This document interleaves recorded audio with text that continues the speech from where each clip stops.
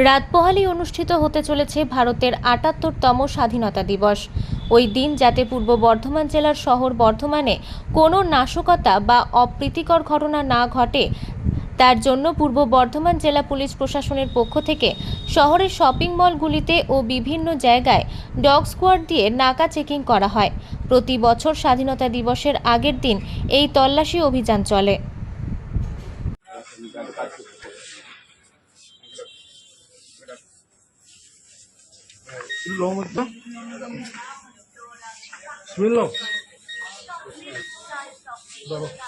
কখন ফিল দেবে না, অনেকক্ষণ ফিল দিয়েছে।